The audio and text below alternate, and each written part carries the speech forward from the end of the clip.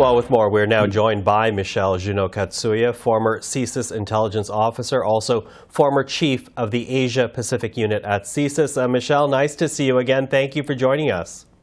Always a pleasure. Thank you to invite me. Listen, you made a couple of statements to the committee that really grabbed people's attention, and the first had to do with warnings. In that you said, quote, we can prove that every federal government from Mulroney to Trudeau has been compromised by agents of Communist China. You go on to say that every government was informed at one point or another, and that every government chose to ignore these CSIS warnings. A lot to unpack there, but when you say that every government has been compromised, let's begin there. What do you mean by the fact that they were compromised?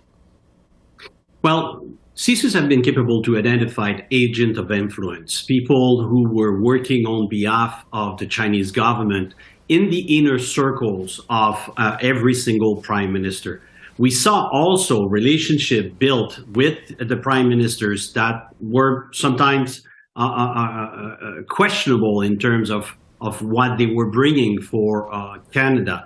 And we've identified certain action and certain activities that literally sort of compromise the decision-making and the decision process of the prime ministers. So these agents of influence were literally capable to sort of affect the decision process and change the course of the decision process. And as you say, these governments, each and every one, was warned at one point or another. So why were these warnings ignored?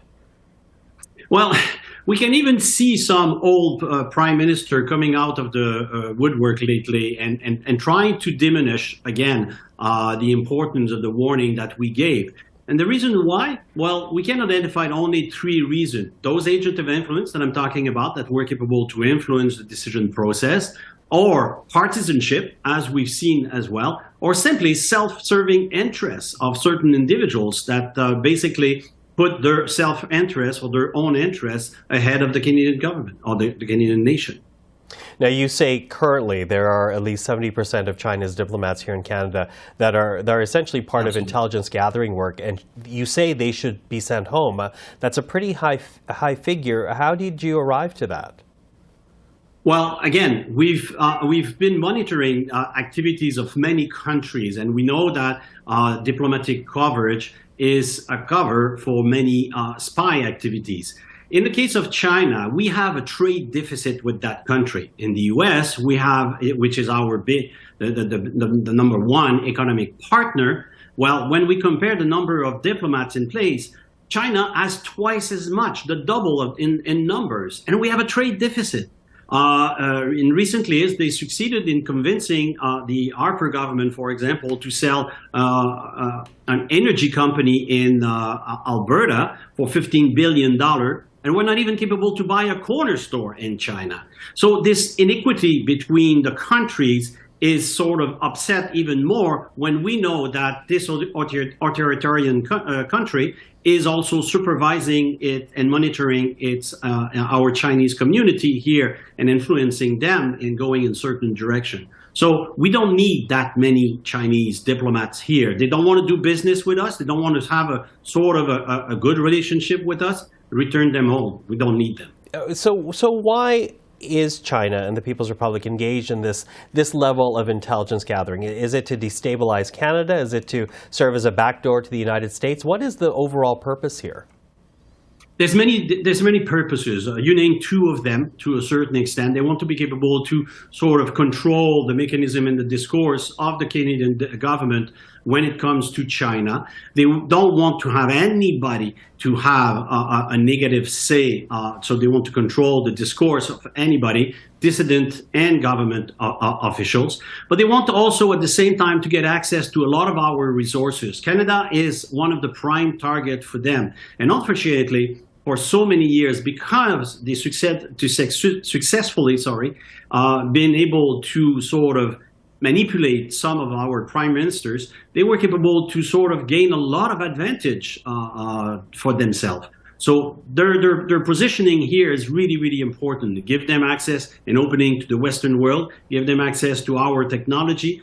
Canada is a knowledge-based society. We lose an average of $100 to $120 billion per year in theft of intellectual property. And a lot of that is lost to the Chinese. And we barely know anything about it because the government prevents CSIS to talk openly about it. So we need now to be very candid, very transparent, and realize that if we want to play in this international scene, we need to be much more armed with a much more robust national security and being conscious of the attack that has been launched against our democratic system.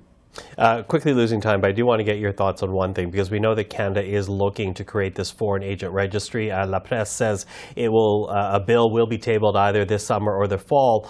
What do you make of that initiative? I think it's a good initiative, but we need to understand the limitation of it. It's only like the lobbyist registry. There's a lobbyist registry that exists as we speak. It doesn't prevent the lobbyists to have a private dinner with some officials and to do their pushing as they want. So we need to be informed, and we need to know who is who. The elected officials or the people in office must report and keep track of what they're discussing with these people. But it will have a limited influence and capacity to prevent foreign interference. So we have to be very conscious of that. It's good, but not enough. Michel Juneau-Katsuya, thank you for this. I appreciate the time. Always a pleasure. Thank you again.